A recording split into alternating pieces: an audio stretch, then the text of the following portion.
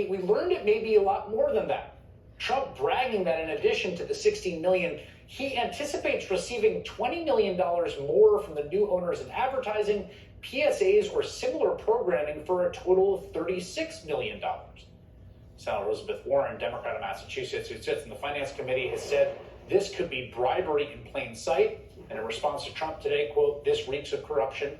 And Senator Elizabeth Warren joins me now. What is your understanding of what the president appears to have posted about some secret side deal for the conditions of a merger? Right, well, that's what I want to find out. Donald Trump is the most corrupt president in the history of America.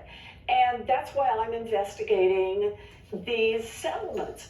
Look, settling under these kind of conditions where Donald Trump gets $16 million funneled into his future presidential library, and it turns out maybe another $20 million from the other party to this hoped-for merger, so that they can advance an $8 billion merger. Look, this looks a lot, smells a lot, sounds a lot like you're purchasing favors from the President of the United States. And that's a serious problem. That, if those facts are proven, that sounds a lot like bribery. And even with Donald Trump as president, bribery is still illegal in the United States of America. You know, there's even been reporting, multiple reports, that the lawyers at Paramount have precisely this concern. In fact, there was letters sent by some state representatives in California about this very issue, but we've had reports that basically lawyers inside Paramount were worried that settling the deal would look like bribery. But now it appears, I mean, this is what's kind of mind-blowing, there's some sort of punitive cover in the settlement, right? You get sued, parties settle lawsuits, fine.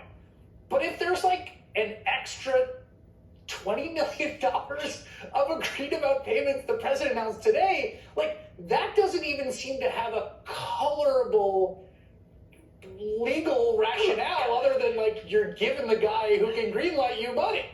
Right, come on, Chris.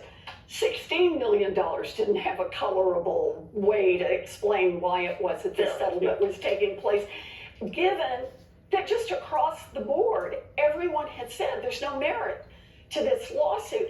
But there are two things that are going on here that are intertwined. One is the obvious corruption of saying, in effect, that presidential favors are potentially for sale. But the other is the extortion element of this. And that is saying, in effect, to someone like Stephen Colbert, to someone like the Paramount Group that wants to do this merger, Donald Trump can withhold favors. Donald Trump can bring down the power of the United States government to shut down your business transactions, your activities. Shoot, your very popular television program.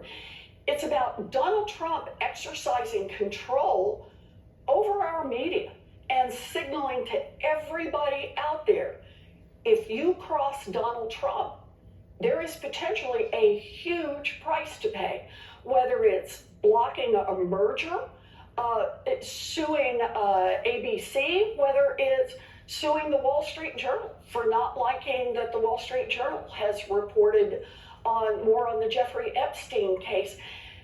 And that means that we're watching these two things work together.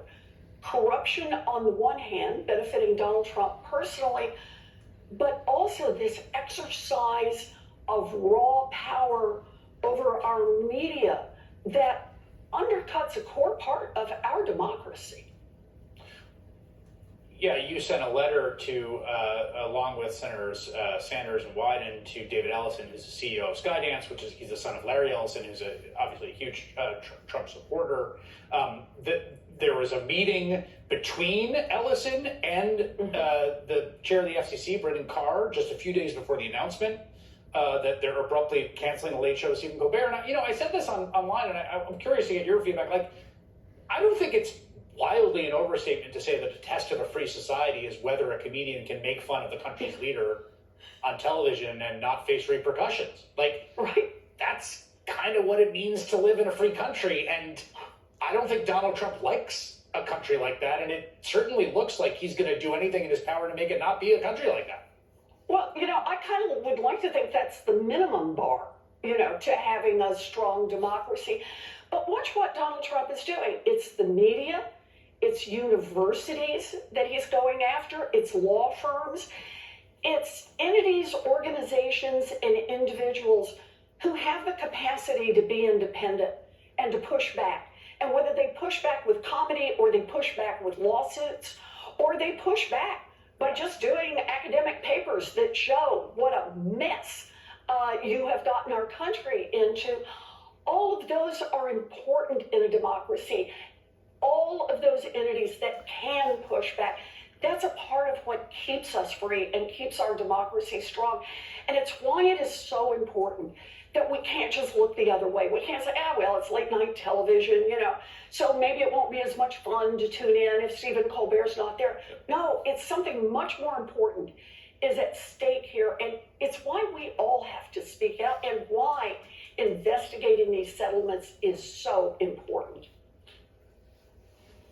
Senator Elizabeth Warren, thanks for your time today. I appreciate it. You bet.